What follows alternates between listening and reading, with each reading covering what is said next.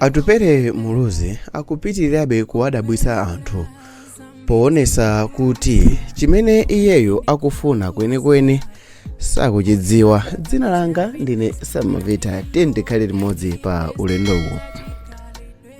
Mchaka cha 2024 Atupere muluzi anali phatiphati ndi chipani cha MCP pamene zinkaonekeratu kuti kusogolo kwa UDF ndi MCP kukubwera mgwirizano wa ndale, ndipo pamene anthu anali busy ena kumulangiza ena kumuchemerera Atupere anazitaya, ndipo palibe chilichonse chimene iye zinkaoneka kuti akuamvera anthu.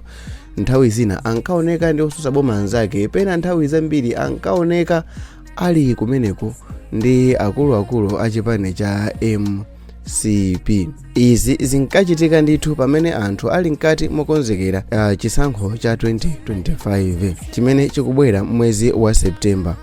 Koma la Mulungu pa 12 January 2025 Atupere muluzi wabalalisa mitu ya anthu pa chipongwe chimene wachilavula makamaka ku chipani cha MCP. Mtsogoleri wa chipani cha UDF uyo yemwe ndi Atupere muluzi wayankhula kuti boma losogozedwa ndi MCP lagwa kale, ndipo MCP iziwiretu kuti chawo palibe kusogoloko. Atupere muluzi walavula chipongwe chosakaniza ndi mwanochi pa misonkhano yoyimayima imene anali nayo m'boma la Mangochi.